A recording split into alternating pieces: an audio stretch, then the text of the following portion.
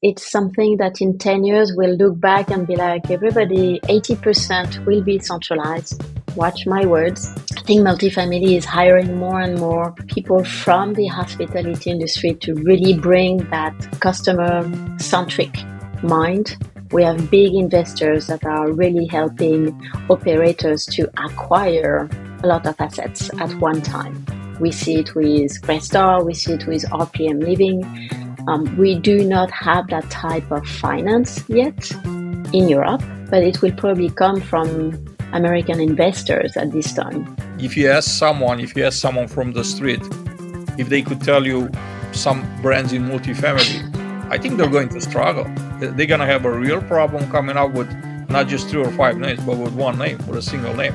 Seamless access, not like a leasing agent that is struggling with a lockbox that doesn't have a key anymore in front of the unit. Hello everybody, and welcome to another episode of Multifamily Chronicles. I'm your host, Adrian Danila. Our special guest today is Stéphanie Versin. Welcome to the show, Stéphanie. Good morning, Adrian. Thank you so much for having me. Stéphanie is a multifamily executive. Stéphanie, please walk us through your background in multifamily. Tell us a little bit about your journey. First of all, how did you get into multifamily? Because this is typically a story that everybody tells me how they fell into the industry. It wasn't like a conscientious decision. Yes, and I really fell into the industry 5 years ago. Initially, I started my career in Europe in the hospitality industry. Spent 20 years there. I fell into the multifamily industry back in 2014, almost 10 years ago. Then I went back to the hospitality industry, and now I think I'm staying with multifamily for good. I think there is plenty to be done here, and I'm very happy to be where I'm at right now. Very interesting. I had other executive guests that have like a hospitality background. What are some things that we as an industry multifamily can learn from hospitality? Well, I think first the hospitality industry is an amazing school for learning the importance of the customer, learning the importance of customer experience, studying it, building loyalty, building brands. I think the hospitality industry, like the airlines industry, were very much the first one to look at their customer, trying to build loyalty, trying to build rewards for their customers. And I think multifamily is hiring more and more people from the hospitality industry to really bring that customer-centric mind into multifamily, which it's really definitely changing. It used to be do not really care about our resident as much. Nowadays, this is the distinctive point. You have to pay attention to your resident experience, to your customer experience much more to be successful. Hospitality, I won't say multifamily because Europe doesn't really, multifamily is not really a thing in Europe. You and I have talked about Not that. yet. Yeah, not yet. Very good point, not yet. What are some things that are different between how we do business here in the United States versus back in Europe? This is a big question, Adrian. Everything is a little different, I would say. The bigger is better is always the American theme, in a sense that we have big companies in multifamily that have already concentrated into very almost monopoly positions in some markets. In Europe, we're still very fragmented. This industry really doesn't exist yet.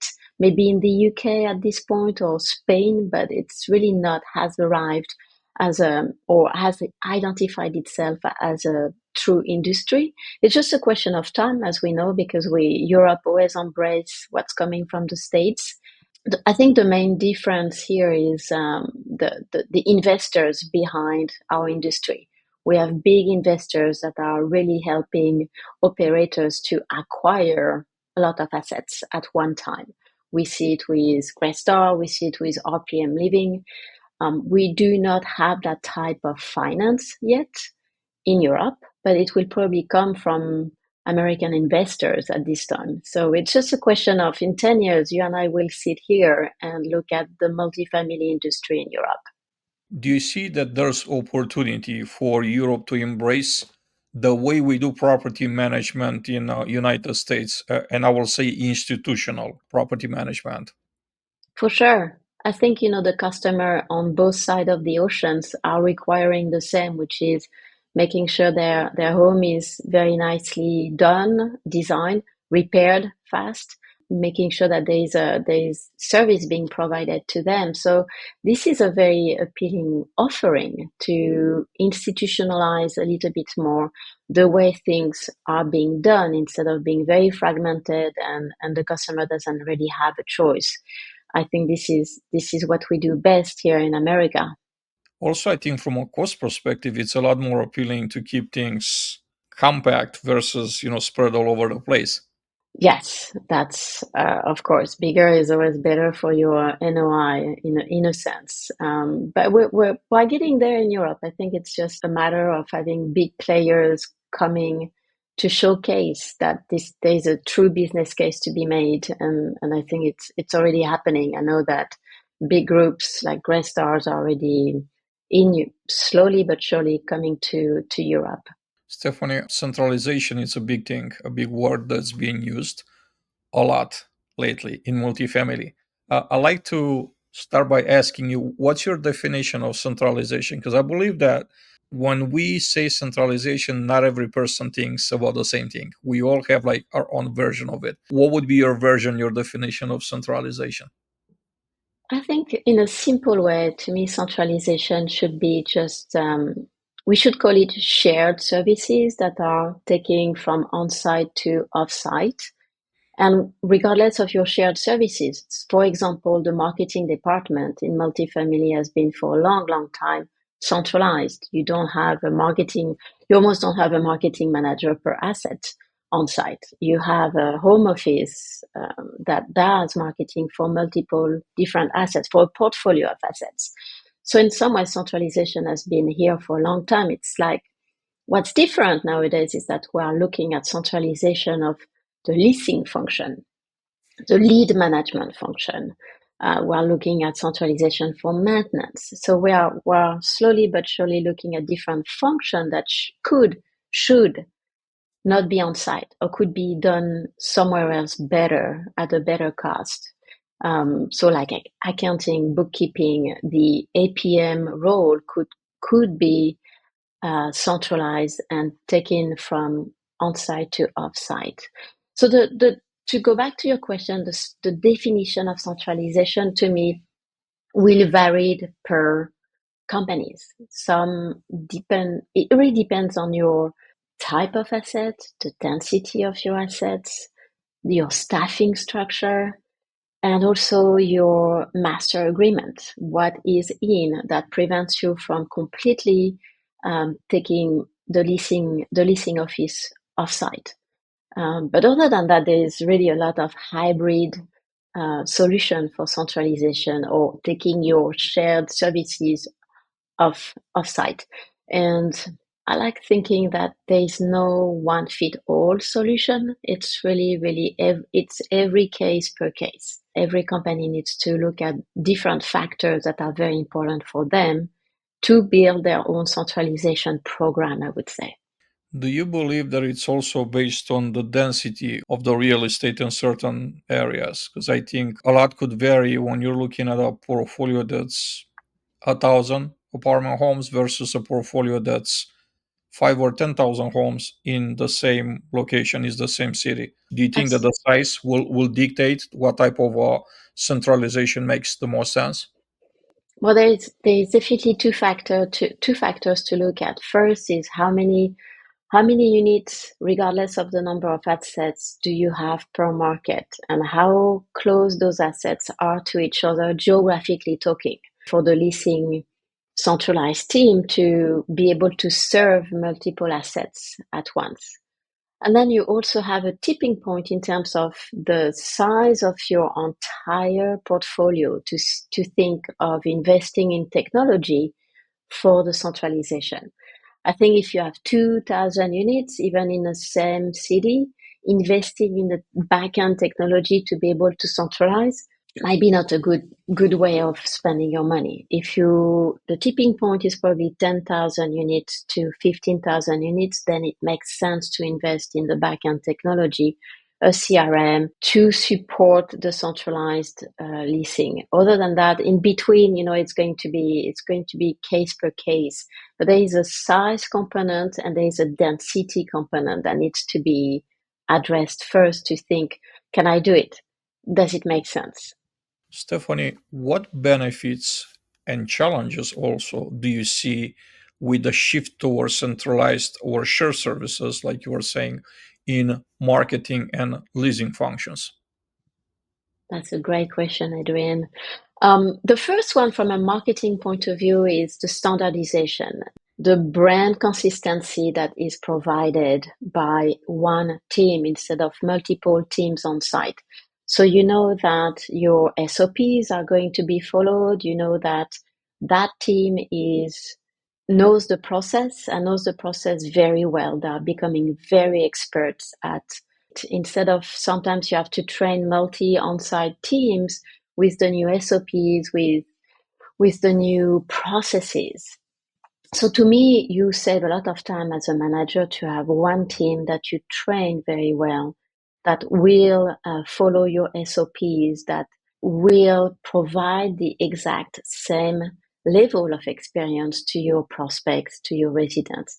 So to me, this is very valuable to have consistency in the service you deliver to your customers. So that's the marketing, and that's more on the leasing side. On the marketing side, what you save is basically having centralized marketing, which means that you spend money per market instead of spending money per assets. So if you look at your Google ads, you can really drive traffic to your brand website from a market campaign instead of just one asset at the time that used to cannibalize each other by the marketer having to spend so much money and keywords on one asset and another asset and another asset. But that was very redundant.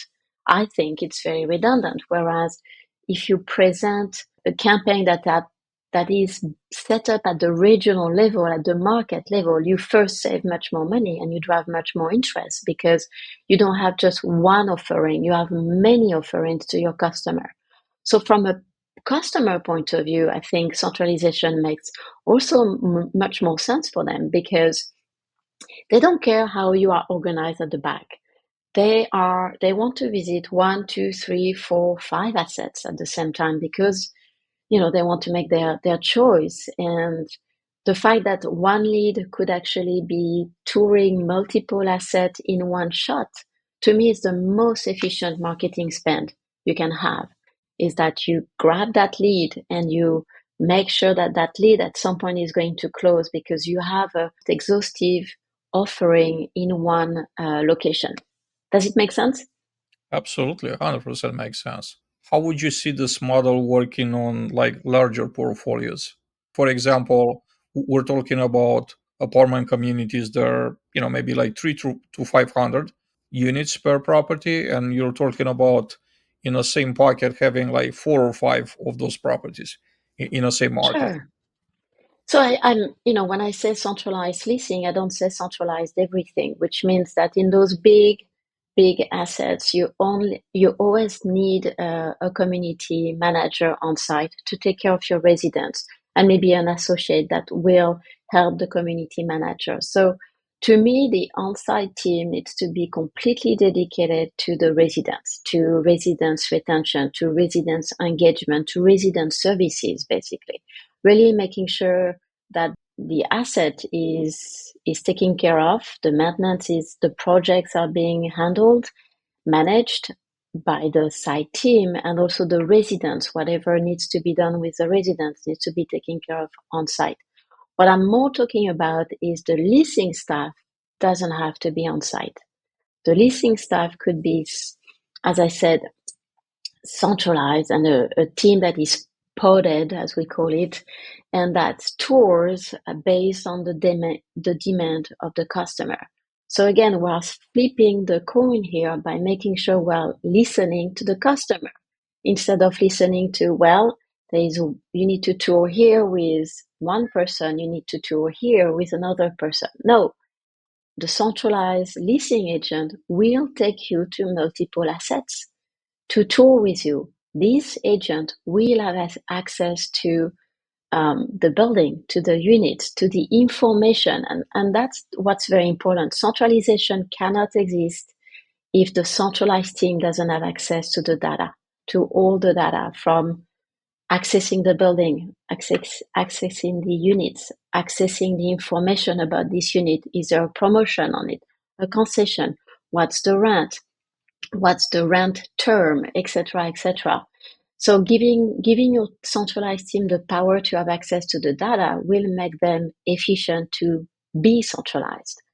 And I think that's the power of technology nowadays, is that from a cell phone, your leasing agent can have access to all of this and better serve the customer, the prospect. And at the end of the day, it's a win-win situation. It's the customer will close with you because you have toward multiple assets, multiple locations that they are interested in. And your leasing agent will be much more interested to tour or to be expert at multiple assets. I think there is something broader in being centralized leasing than just being attached to one asset. One thing that I picked up on, how you mentioned that that particular leasing agent has to have access to all the locations at various properties. Would you think that automation and access control are a must to be implemented before you implement the centralization, are a prerequisite for implementing a centralized model? Or do you suggest that we could make it work in, I'll say, the classic example where properties have like keys in a box and employees are pulling keys from the box, returning keys back to the key box? You said the word keys and box, and I think we have all the technology nowadays available to make this investment, this very important investment, to have access. And when I say access, it's great access, seamless access, not like a leasing agent that is struggling with a lockbox that doesn't have a key anymore in front of the unit. Let's leave that for the past, and let's invest in building access. Is a must. It's already required in some ways if you want your Amazon delivery to be happening on time. Unit access could also be, there's plenty of vendors that are providing you with electronic locks. So this is the future, but this is also already happening now. If you want to give your centralized leasing staff access in a seamless way to your units, to be able to tour, to not have a bad experience that, oops, sorry, today we cannot tour because the key is missing. Could you imagine the cost of this on a daily basis? Yeah, it's very cost ineffective. I've been kind of saying the same thing before talking about centralization. We had to talk about how do we make this a frictionless experience for our employees before we implement centralization versus having to handle all these keys and, like I said, things of the past. Role specialization. I know that this is something that you have implemented at one of your past positions, and I want to stay with that, and I want to talk a little bit about it. And I want for you to share how has role specialization impacted the way your company at the time operated its marketing and leasing teams. What advantages do you see in creating more specialized roles in the field? Sure. I'll start with marketing because in some ways, role specialization in marketing have been there for a long, long time. When you think about marketing, back in 20 years ago, marketing was print advertising, direct mailing, and billboards in a way. It has really evolved, as we know, into digital marketing, social media. Very, very specific expertise is needed to be a social media manager, to be a content marketing manager, to be a website marketing manager, for example. So already there, you rarely hire a generic marketing manager because you have to make sure that that person is an expert in Google Ads, for example, is an expert in social media, is an expert in website marketing. And this has existed for a while, and marketing specialization has is not even talked about anymore. We know that you have to hire very specific experts to handle a very specific activity from the marketing block. Same for leasing. Back in the days, on-site leasing staff were supposed to do everything from answering the call, qualifying the leads, touring, being a salesperson, knowing how to close, running reports, running the lease execution management, preparing the move-in, and etc., etc., etc. Right now, I think we're on a tipping point where role specialization within the leasing department is crucial for two reasons. First, people are not good at everything, and trying to make them good at everything is an impossible mission. It makes you actually trigger turnover, and people want to feel good at what they do, and they are feeling good at what they do when they are good at what they do. So isolate and divide the leasing traditional role into sub roles. So let's say you create an inside sales team. That team is going to be expert at answering calls, qualifying the leads on the call, asking the 5 key questions to make sure that the lead is qualified, answering properly emails inquiries, answering chat. You are going to really train them to be an expert at this, to be able to have the knowledge and the expertise of answering every question possible.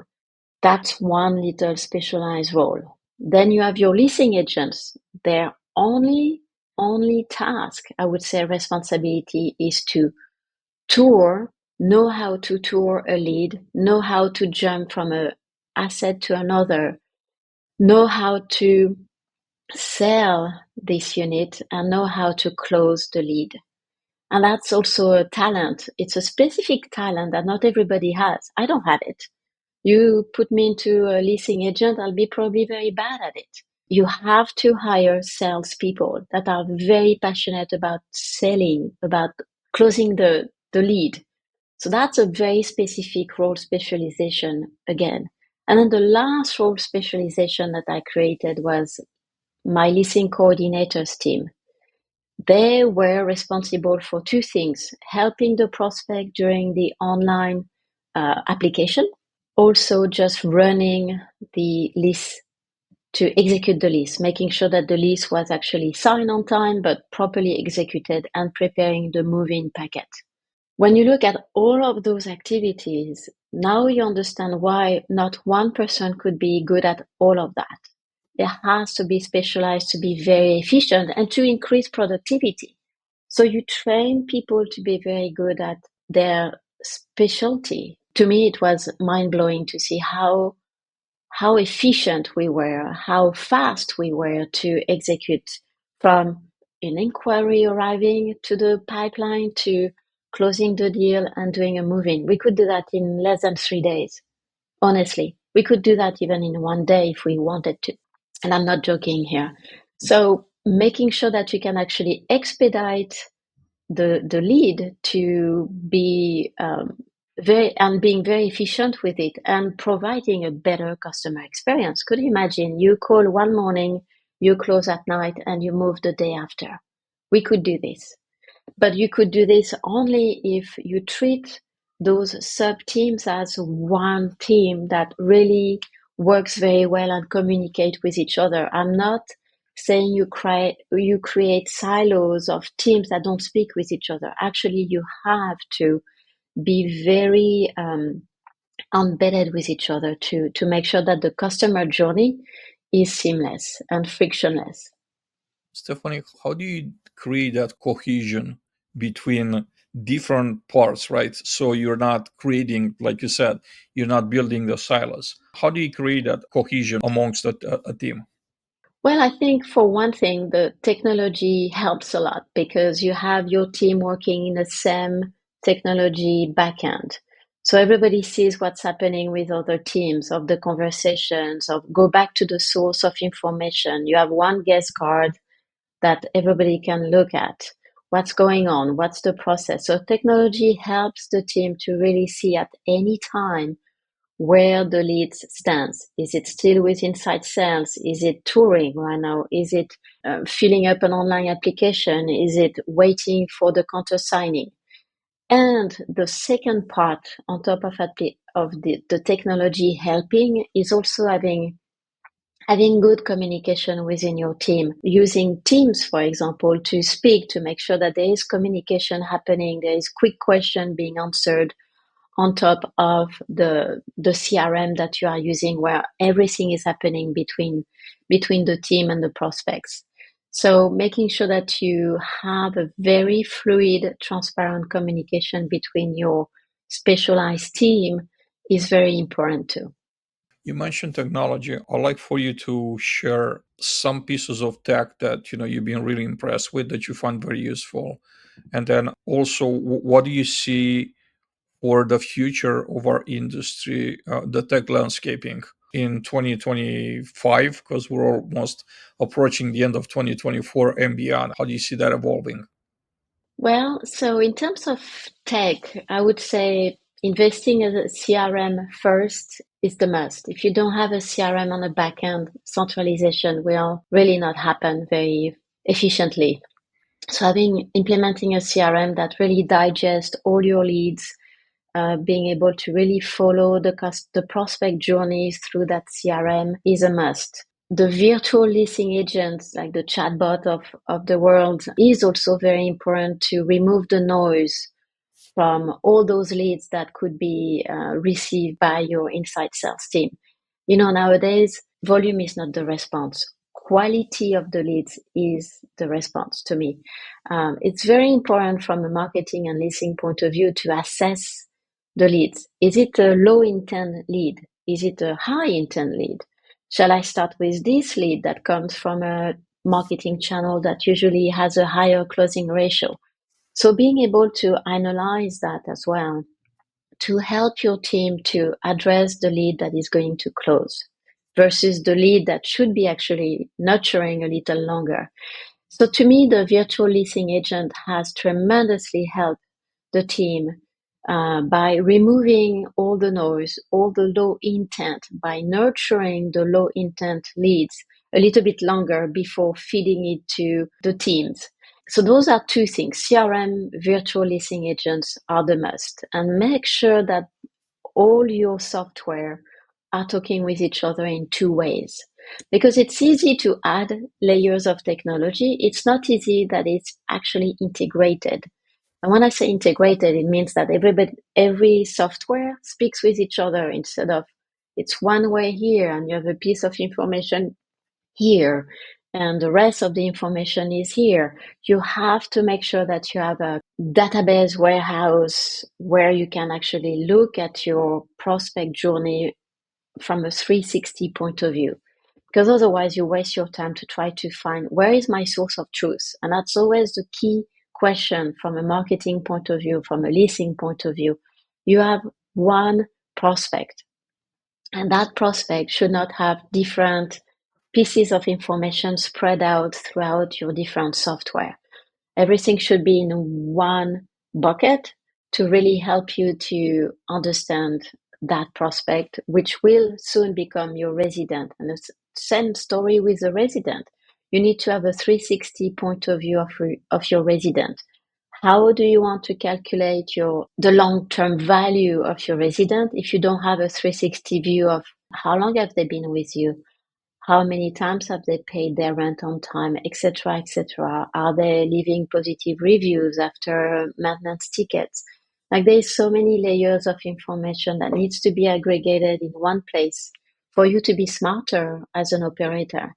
It's not happening as much as I wish yet, but it will, I think. That's to me the future, is to make sure that we integrate all the prop tech that we've been talking about, that we've been onboarding the past 5 years, to make sure that you have one place where you can really analyze and look at your customer and decide what to do with them. How much do you need to increase your rent per year? Or what are the different factors? How do you transfer them from one asset to another? How do you reward long-term residents as well? I think this is what the airline and hospitality industry have done for a long time is having loyalty reward programs that are very solid. We are not there yet in multifamily, but I know it's coming. I know there is a lot of talks about reward programs in a multifamily, loyalty programs in a multifamily. So it's coming. You made a great point with the loyalty programs. Now, those are, to my knowledge, or I believe, right? They're tied around the brand in hospitality, and we all know the brands. It's the Hiltons of the world, it's the Marriotts of the world, and other large groups, Hyatts. Now, I think the main challenge that we have in multifamily is that we don't have brands. If you ask someone from the street if they could tell you some brands in multifamily, I think they're Yeah. going to struggle. They're going to have a real problem coming up with not just three or five names, but with one name, with a single name. So I think that's kind of the piece. It hasn't been developed. Do you disagree with this? I agree with you in some extent. I think we've seen actually brands coming strongly in our multifamily. I would name related rentals. I would name Bozuto. I would name Cortland that are spending a lot of money on branding, on making sure that there is a true brand promise to their resident. I think it's actually coming into our multifamily much faster than we had predicted, and that's a good thing. I think it's important to be building brands because I think people will move from one asset to another because they know I'm going to be treated very well because this is their brand promise, this is their brand value, and I believe in it. This is something that I think is here already for us to consider. There's more and more brand developing and branding spent in our multifamily. Stephanie, as more companies are exploring offshoring certain functions, especially marketing and leasing, what are some thoughts that you have on potential benefits for doing that? And also, what are your thoughts on challenges in approach like this? Yeah, so I would say that offshoring is the next step of centralization in some ways, because once you have centralized a team, this team could be anywhere to handle their responsibilities. And I have experienced myself offshoring for leasing and for marketing and for resident services. And I'm going to tell you the benefits of offshoring, which is you remove from your on-site team mundane, repetitive task that nobody wants to do, that you pay people too much in America to be doing. So there is a true business case to be done here, which is removing tasks that could be repetitive, handled by locations that are more affordable to be handling. And on the leasing side, I offshored my inside sales team to the Philippines. I offshored my resident services team to the Philippines.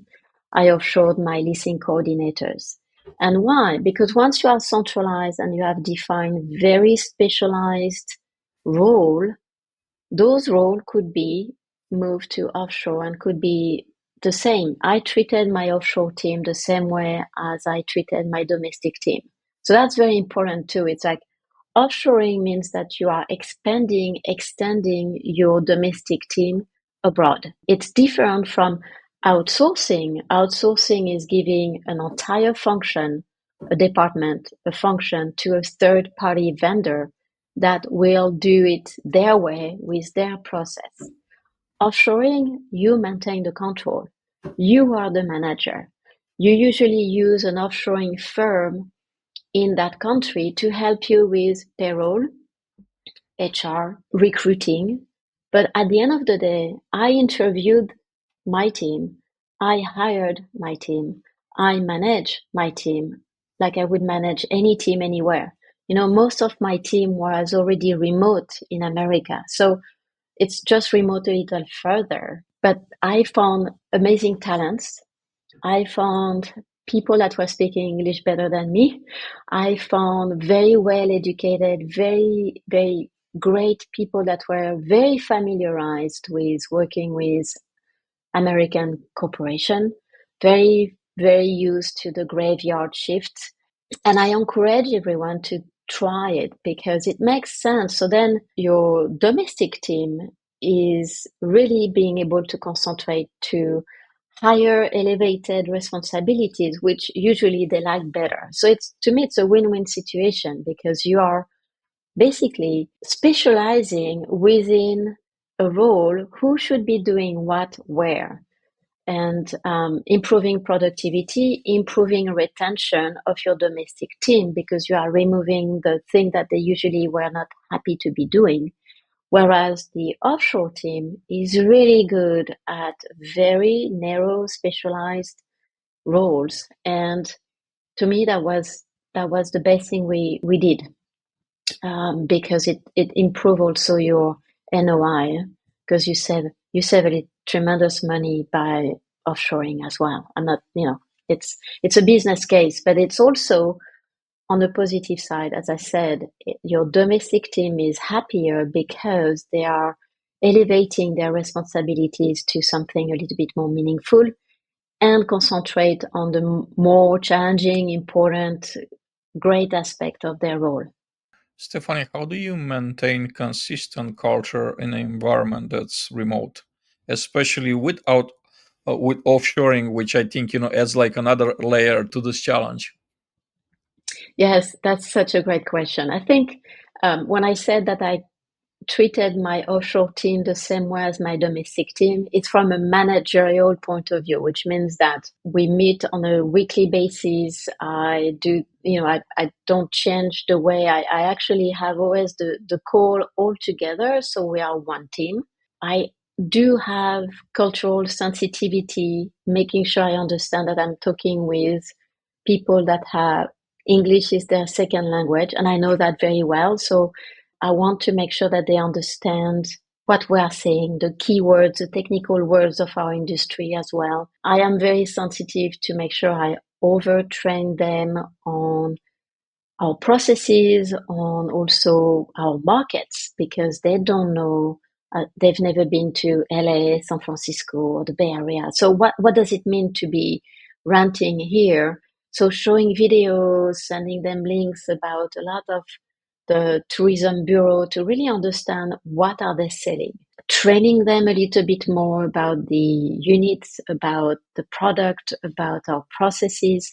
So spending a little bit more time on training, understanding that nothing is a given for them because they might never have been in the States before, even though they are very familiarized with working with North American companies. I think you still have to pay attention to where they are coming from, respecting their culture. Yes, they will work on the 4th of July, but no, they will not work on the 1st of November, for example. So making sure that you also get involved with their life, understanding their life was a great learning experience for me. So being culturally sensitive is my advice to everyone who wants to offshore. Learn about the country you are going to have a team in. Understand their political context, understand their geographical context, especially in the Philippines when there is region with more flooding and blackouts than other region. Well, how do we do when there's a storm, a big storm? Do you have a generator? Do you have a place to go to get Wi-Fi? Making sure you understand their setup as well, because it's very different from a traditional setup as a domestic team. Wi-Fi could be an issue, electricity could be an issue, weather could be an issue, and unfortunately, we have that here too. So just learn and listen. Ask a lot of questions. What is working? What is not working?